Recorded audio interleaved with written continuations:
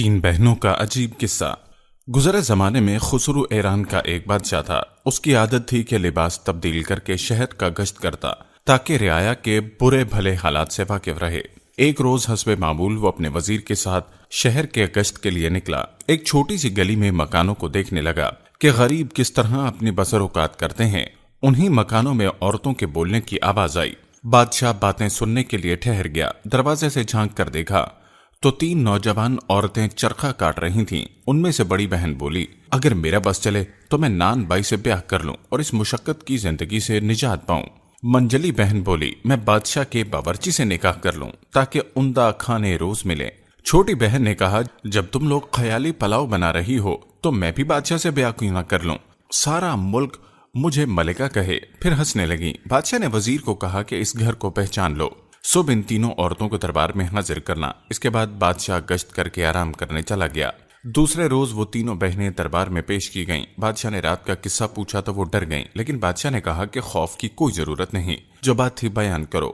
مجبوراً انہوں نے رات والی بات بادشاہ کے سامنے دہرا دی۔ بادشاہ نے اسی وقت بڑی منجلی بہن کی شادی نان بائی اور باورچی سے کروا دی اور چھوٹی کو اپنی ملکہ بنا لیا۔ چند روز بعد دونوں بڑی بہنیں چھوٹی سے حسد کرنے لگیں اور سوچنے لگیں اسے کسی طرح بادشاہ کی نظروں میں ذلیل کریں۔ اللہ کی قدرت سے اسی زمانے میں ملکہ کو آثار حمل ظاہر ہونے لگے۔ دونوں بہنیں اس کو مبارکباد دینے آئیں۔ چھوٹی بہن جو ان کے فریب سے ناواقف تھی بڑی محبت سے پیش آئی۔ باتوں باتوں میں ولادت کے قریب ان دونوں بہنوں کو بلانے کا ارادہ کیا۔ وہ راضی ہو گئیں اور انہوں نے پختہ ارادہ کیا کہ جب ان کے ہاں بچہ ہوگا تو اس کو الگ کر کے بلی کا بچہ اس کی گود میں ڈال دیں گی اور مشہور کر دیں گی کہ بلی کا بچہ پیدا ہوا ہے۔ اس طرح بادشاہ اسے قتل کروا دے گا یا گھر سے نکال دے گا۔ جب ولادت کا وقت آیا تو اس نے اپنی بہنوں کو بلانے کی بادشاہ سے اجازت لی اور ان کو اپنے پاس بلوا لیا۔ ان دونوں بہنوں نے بلی کا انتظام کروایا۔ ملکہ کے ہاں ایک نہایت خوبصورت لڑکا پیدا ہوا۔ حاسد بہنوں نے بچوں کو تو ایک ٹوکری میں بند کر کے اسی نہر میں بہا دیا اور ملکہ کی گود میں بلی کا بچہ رکھ دیا اور سارے محل میں مشہور کروا دیا کہ بلی کا بچہ پیدا ہوا ہے۔ بادشاہ کو یہ سن کر بہت غصہ آیا۔ اس نے ملکہ کو قتل کرانا چاہا، لیکن دانا وزیر نے روکا۔ چند روز صبر کیجیے، مجھے اس سے کوئی راز معلوم ہوتا ہے۔ ملکہ کا اس میں کیا قصور؟ جو کچھ قدرت نے پیٹ میں بنا دیا وہی پیدا ہو گیا۔ ٹوکری نہر میں بہتی جا رہی تھی کہ بادشاہ کے مالی کی نظر پڑی۔ اس نے نکال کر دیکھا تو اس میں ایک بچہ تھا۔ مالی کے گھر کوئی اولاد نہ تھی۔ وہ خوشی خوشی اپنے گھر آیا اور بیوی کے حوالے کیا۔ مالی کی بیوی نے اپنے ہی بچے کی طرح اسے پالنا شروع کر دیا۔ مالی نے اس کا ذکر کسی سے نہیں کیا۔ ممکن ہو کہ کوئی شاہی راز ہو۔ بچہ پلتا رہا یہاں تک کہ 1 سال کا ہو گیا۔ دوسرے سال ملکہ کے ہاں پھر بچہ پیدا ہوا۔ بدنصیب ملکہ نے اپنی بہنوں کو اس مرتبہ بھی بلوایا۔ اب انہوں نے مردہ کتے کا بچہ اس کی گود میں ڈال کر مشہور کر دیا کہ مردہ کتے کا بچہ پیدا ہوا ہے اور اصلی لڑکا ٹوکری میں ڈال کر نہر میں بہا دیا۔ اتفاقاً اسے بھی مالی نے پکڑ لیا اور اپنے گھر پرورش کرنے لگا۔ تیسرے سال ملکہ کے ہاں لڑکی پیدا ہوئی، لیکن حاسد بہنوں نے اس کو بھی مردہ چوہا مشہور کر دیا اور لڑکی کو بھی بہا دیا۔ وہ لڑکی بھی مالی کے ہاتھ لگ گئی، اسے بھی رکھ لیا۔ بادشاہ نے ناراض ہو کر ملکہ کو ایک لوہے کے پنجرے میں بند کر کے شہر کی مسجد کے دروازے پر رکھوا دیا تاکہ ہر آنے والا اس کے منہ پر تھوکے اور جو انکار کرے اس کو قتل کر دیا جائے۔ لوگ مجبوراً تھوکتے اور بادشاہ کے ظلم کو برا سمجھتے۔ تینوں بچے مالی کے ہاں پرورش پاتے رہے۔ مالی نے تعلیم و تربیت شہزادوں جیسی کروائی۔ لڑکی بھی پڑھتی رہی۔ بڑے لڑکے کا نام مالی نے بھامن، چھوٹے بھائی کا نام پرویز اور لڑکی کا نام پریزاد رکھا۔ اس زمانے میں مالن اتفاقاً بیمار ہو کر مر گئی۔ بچوں کو اتنا دکھ ہوا جیسا کہ ماں کا ہوتا ہے۔ بچے پڑھ لکھ کر بڑے ہو گئے۔ مالی بھی روپے پیسے والا تھا۔ اس نے بادشاہ سے اجازت لے کر ایک محل تعمیر کروایا اور ایک بہت بڑا باغ بنوایا جس میں ایک چڑیا خانہ بھی تھا۔ وہ تینوں بچوں کے ساتھ اس میں رہنے لگا۔ یہاں رہتے زیادہ دن نہیں ہوئے کہ مالی بھی مر گیا۔ بچے بہت پریشان ہوئے، لیکن کیا ہو سکتا تھا، صبر کیا۔ دونوں بھائی سیر و شکار کے لیے جاتے۔ پریزاد باغ میں اپنا دل بہلاتی یا کبھی گانا گاتی۔ اتفاقاً ملکہ کی حاسد بہنوں نے آپس میں مشورہ کیا کہ ملکہ کا تو خوب انتظام ہو گیا، لیکن ممکن ہے کہ ان بچوں کا راز کھل جائے، لہٰذا ان کو یہاں سے چلتا کرو۔ انہوں نے ایک کٹنی کو بلوا کر ماجرا پیش کیا تو بولی، تم اطمینان رکھو، میں ایسا قدم اٹھاؤں گی کہ کسی کو کانوں کار خبر نہیں ہوگی۔ ایک روز دونوں بھائی شکار کے لیے گئے۔ کٹنی ان کے گھر آئی اور پریزاد سے نماز کی اجازت لے کر وضو کر کے نماز پڑھنے لگی۔ پریزاد اس سے متاثر ہوئی، کھانا دیا اور با اسرار باغ دکھانے کے لیے ساتھ لے گئی۔ مکار کٹنی کہنے لگی، یوں تو ہر چیز موجود ہے، لیکن 3 چیزوں کی کمی ہے، اگر وہ مل جائیں تو پھر یہ باغ بے مثال ہوگا۔ پری زاد نے پوچھا وہ کیا؟ کٹنی نے کہا ان کا ملنا ذرا مشکل ہے۔ پری زاد نے پوچھا تم بتاؤ تو صحیح۔ وہ بولی اس میں بولتی چڑیا، گاتا ہوا درخت اور سنہری چشمے کے پانی کی کثر ہے، اگر وہ بھی آ جائیں تو باغ جنت کا نمونہ پیش کرے گا۔ پری زاد نے پوچھا کہ یہ چیزیں کہاں سے ملتی ہیں؟ کٹنی نے کہا یہاں سے 20 روز کی منزل پر ہندوستان کی سرحد پر جو پہلا آدمی ملے گا وہ راستہ بتا سکتا ہے۔ بڑھیا شوق کی آگ بھڑکا کر فوراً رفو چکر ہو گئی، لیکن پری زاد ایک گہری سوچ میں پڑ گئی۔ شام کو جب دونوں بھائی گھر واپس آئے تو بہن کو فکر مند پایا۔ وجہ پوچھی تو اس نے تمام کیفیت بیان کی۔ بھامن نے کہا تم اتنا رنج کیوں کرتی ہو، میں جاتا ہوں یہ چیزیں لے آؤں گا۔ اگلے روز بھامن سفر کے لیے تیار ہوا اور بہن کو ایک خنجر نکال کر دیا۔ یہ میری نشانی ہے، جب تک یہ صاف ہے سمجھنا میں بخیریت ہوں، سمجھنا کہ جب یہ میلا ہو گیا تو سمجھ جانا میں کسی مصیبت میں ہوں، اگر خون آلود ہو جائے تو سمجھ جانا میں اس دنیا میں نہیں رہا۔ اس کے بعد بھائی بہن سے رخصت ہو کر 20 روز تک اسی رستے پر چلتا رہا جو کٹنی نے بتایا تھا۔ 21ویں روز سرحد ہندوستان پر اسے ایک کٹیا نظر آئی۔ سیدھا وہاں پہنچا تو ایک فقیر بیٹھا، اس کا چہرہ بالوں میں چھپا تھا۔ بھاون نے جیب سے کینچی نکال کر فقیر کا خط بنایا اور پھر ادب سے سلام کیا۔ فقیر خوش ہوا اور کہنے لگا یہاں کیسے آنا ہوا؟ بھاون نے اپنا قصہ بیان کیا۔ فقیر نے سرد آ بھر کر کہا بیٹا مجھے راستہ تو معلوم ہے، لیکن وہاں خطرات بہت ہیں، کیونکہ تم نے میری بہت خدمت کی ہے، میں تمہیں اس کام سے منع کرتا ہوں۔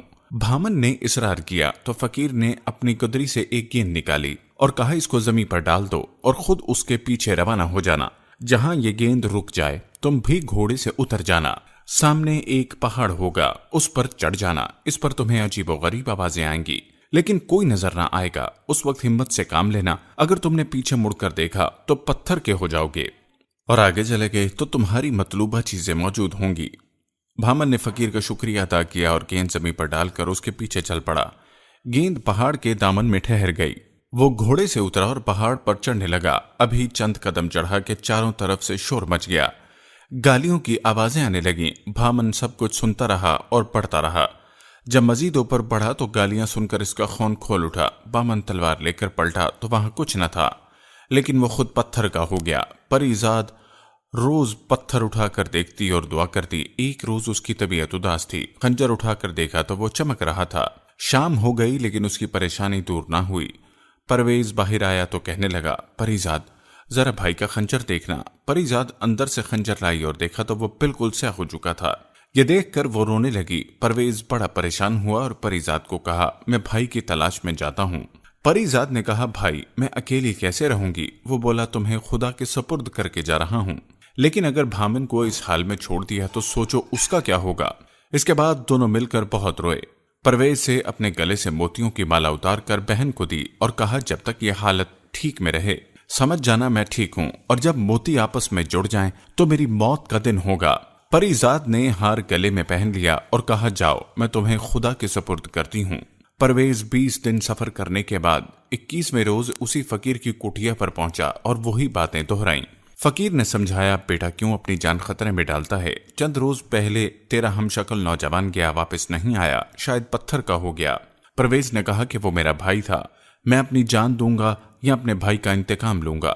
فقیر نے کہا کہ جب دیکھا کہ یہ نہیں مانتا تو گیند نکال کر دی اور کہا اس کو ڈال دو زمین پر اور اس کے پیچھے چلو۔ پرویز زمین پر گیند ڈال کر اس کے پیچھے چل پڑا اور اس کے ساتھ بھی وہی کچھ ہوا اور وہ بھی پتھر کا ہو گیا۔ جس وقت وہ پتھر کا ہوا پری زاد کے گلے میں پہنی مالا کے دانے ایک ہو گئے، جس سے پری زاد سمجھ گئی کہ دوسرا بھائی پرویز پر بھی کوئی مصیبت آن پہنچی ہے۔ تمام دن بھائیوں کو یاد کر کے روتی رہی۔ دوسرے روز مردانہ لباس پہن کر گھوڑے پر سوار ہوئی اور اللہ کے بھروسے چل پڑی۔ 20 روز کی مسافت کے بعد 21ویں روز فقیر کی جھونپڑی پر پہنچ گئی۔ وہی سوال کیا، بولا بیٹی مجھے معلوم ہے کہ تم مرد نہیں، پھر اتنا بڑا ارادہ کیوں؟ بولی ابھی میرے 2 بھائی یہاں آ کر کھپ گئے، میں یا تو ان کا بدلہ لوں گی یا یہیں ختم ہو جاؤں گی۔ اسے بھی فقیر نے سمجھایا اور ایک گیند نکال کر دی، وہ اس کے پیچھے چلی۔ پری زاد نے فقیر سے گیند لے کر سلام پیش کیا اور پھر اپنے کانوں میں روئی اس طرح ڈالی کہ بالکل کان بند ہو گئے۔ یہ دیکھ کر فقیر مسکرایا اور بولا لگتا ہے کہ تم ضرور کامیاب ہو جاؤ گی، یہ ترکیب آج تک کسی کی سمجھ میں نہ آئی، جاؤ خدا تمہاری مدد کرے۔ پری زاد گیند کے ساتھ روانہ ہوئی۔ पहाड़ के दामन में पहुंचकर घोड़े से उतरी।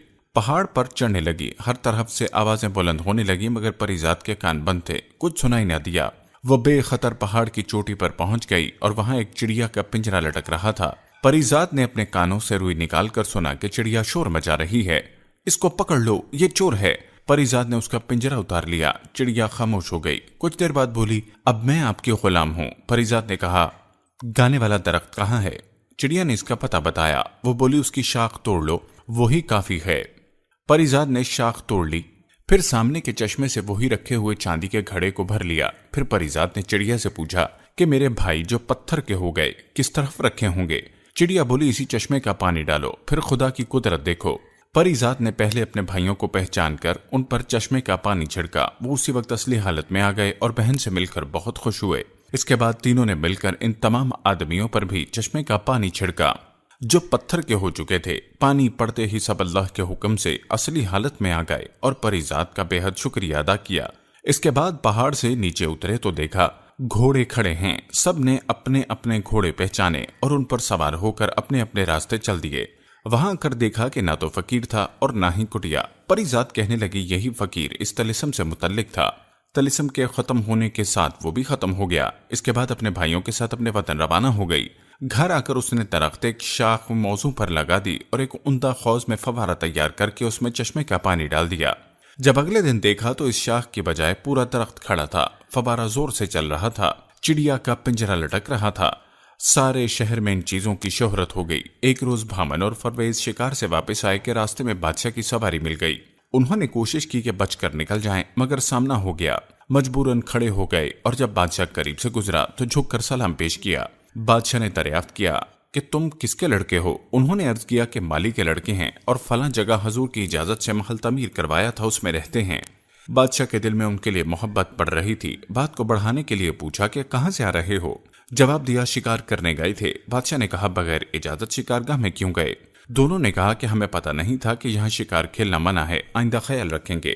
फिर बादशाह मुस्कुराकर कहने लगा, आओ मेरे साथ, देखो क्या शिकार खेलते हो। दोनों भाई साथ हो लिए। जंगल में जाकर कहीं शेर मार लाए और बादशाह के सामने पेश किया। बादशाह इनसे इतना मुतासिर हुआ कि कहने लगा, तुम मेरे साथ शाही महल में चलो, खाना खाकर चले जाना। दोनों भाइयों ने फिर हाथ बांधकर अर्ज की कि हमें खाना खाने में कोई मसला नहीं, मगर हमारी एक बहन है, हमने आपस में कसम खाई है कि आपस के मशवरे के बगैर कुछ नहीं करेंगे। आज हम उससे पूछ लें और कल आपकी खिदमत में हाजिर होंगे। बादशाह ने इजाजत दे दी। दोनों भाई घर आए, लेकिन दावत का जिक्र करना परीजाद से भूल गए। सुबह बादशाह से शिकारगाह में मुलाकात हुई तो दोनों ने माजरत की। गर्ज इसी तरह 3 दिन बराबर भूलते रहे। चौथे रोज दोनों को बादशाह ने एक एक गेंद दिया और कहा, इसको कमर में बांध लो, जब कपड़ा उतारोगे और ये नीचे गिरेगा तो तुम्हें याद आ जाएगा। रात को जब लेटने लगे तो वो गेंद कपड़ों से गिरे। उन्हें बादशाह से किया गया वादा याद आ गया। दोनों परीजाद के पास गए। परीजाद कहने लगी, जरा रुको, मैं अपनी चिड़िया से पूछ कर बताती हूँ। चिड़िया से पूछा कि क्या मेरे भाइयों को दावत में जाना चाहिए? चिड़िया बोली, हाँ। परीजाद भाइयों के पास आई और कहा कि आपको बादशाह की दावत मंजूर कर लें और दूसरे रोज के लिए बादशाह को दावत दें, मैं इसका इंतजाम कर लूंगी। दूसरे रोज भामन और परवेज बादशाह के साथ महल में दाखिल हुए। रास्ते में मौजूद लोग उनके हुस्न और जमाल को देखकर खुश हुए। बादशाह दोनों को लेकर एक कमरे में आया, फिर दस्तरखान पर खाना खाने लगा। सब ने मिलकर खाना खाया। महल से जाते हुए बादशाह को अपने गरीब खाने में खाने की दावत दी। बादशाह ने जवाब दिया, बच्चों, मैं जरूर तुम्हारे यहाँ चलूंगा। दोनों भाइयों ने घर आकर सारा किस्सा अपनी बहन को सुनाया। दूसरे रोज दोनों भाई तो शिकार के लिए चले गए। परीजाद चिड़िया के पास आई और पूछा, बादशाह की हमारे घर दावत है, क्या खाना पकाना चाहिए? चिड़िया ने कहा कि अपने बावर्चियों को कहो कि अच्छे खाने बनाए, लेकिन एक रकाब मोतियों की खीर जरूर बनवाना। परीजाद ने कहा कि इतने मोती कहाँ से आएंगे? चिड़िया बोली, बाग में फला दरख्त के नीचे खजाना है, जितने मोती चाहिए ले लो। परीजाद ने खुद जाकर खोदा तो वाकई लातादाद खजाना जमा था। उसने एक संदूकची मोतियों की निकाली और बावर्ची को बुलवाकर मुख्तलिफ खाने पकाने का हुक्म दिया। उधर दोनों भाई बादशाह के साथ शिकार खेलते रहे और रात को बादशाह को अपना किया गया वादा याद दिलाया। बादशाह तैयार हो गया और सीधा उनके घर आया। परीजाद ने अपनी कनीजों के साथ दरवाजे पर बादशाह का इस्तकबाल किया। उसने बेटियों की तरह परीजाद को प्यार किया। फिर वो तीनों बादशाह को अपना बाग दिखाने के लिए चले। बादशाह जब खाना खाने लगा तो मोतियों की खीर देखकर हैरान हुआ। बोला, ये कैसी खीर है? क्या मोती भी खाए जाते हैं? بھامن پرویز اور پریزاد خاموش ہو کر چڑیا کی طرف دیکھنے لگے۔ چڑیا نے بادشاہ کو مخاطب کرتے ہوئے کہا، آپ موتیوں کی کھیر دیکھ کر تو حیران ہوئے، لیکن میں آپ سے پوچھتی ہوں کہ جب آپ کے ساتھیوں نے یہ کہا کہ ملکہ کے ہاں بلی، کتے اور چوہیا پیدا ہوئی ہے، اس وقت آپ نے یہ نہ سوچا کہ انسان کے ہاں جانور کس طرح پیدا ہو سکتے ہیں؟ چڑیا کی بات سن کر بادشاہ حیران رہ گیا اور بولا، بھی چڑیا، اگر تمہیں راز کی باتیں پتہ ہیں تو مجھے بتاؤ، معاملہ کیا ہے؟ چڑیا بولی، ملکہ کی بڑی بہنیں جن کا نکاح آپ نے ان کی اپنی مرضی سے کروایا تھا، اپنی چھوٹی بہن سے حسد کرنے لگی تھیں، چنانچہ انہوں نے پہلی اور دوسری بار کے پیدا ہوئے لڑکے کو ٹوکری میں ڈال کر نہر میں بہا دیا اور مشہور کر دیا کہ بلی اور کتے کے بچے پیدا ہوئے ہیں۔ تیسری بار بیٹی پیدا ہوئی اور اس کو بھی اسی طرح نہر میں بہا دیا اور آپ کو کہا کہ مردہ چوہیا پیدا ہوئی ہے، لیکن خدا کے حکم سے وہ تینوں بچے مالی کے ہاتھ لگ گئے۔ اس نے ان کی خوب پرورش کی، تعلیم و تربیت دی اور اب آپ کے سامنے بیٹھے ہیں۔ یہ سن کر بادشاہ اپنے تینوں بچوں کو گلے سے لگا کر بے حد رویا اور ان سے معافی مانگی، اور پھر تینوں بچوں کو لا کر جامع مسجد کی سیڑھیوں تک پہنچا دیا اور پنجرہ کھلوا کر ملکہ کے قدموں میں جا کر گر گیا اور سارا قصہ سنا کر معافی مانگی۔ ملکہ بھی رونے لگی۔ اس کے بعد تینوں بچوں کو دیر تک پیار کرتی رہی۔ بادشاہ نے ملکہ کو حمام میں بھیجا کہ لباس تبدیل کرے اور اس کی حاسد بہنوں کو بلوا کر اسی وقت قتل کروا دیا۔ ملکہ حمام سے فارغ ہو کر آ گئی۔ اسی وقت سب نے مل کر کھانا کھایا۔ دوسرے روز بادشاہ نے جشن عام کا اعلان کر دیا۔ تینوں بچے نئے محل میں آ گئے۔ بادشاہ نے اس کے بعد ایک عرصے تک نہایت عدل و انصاف سے حکومت کی۔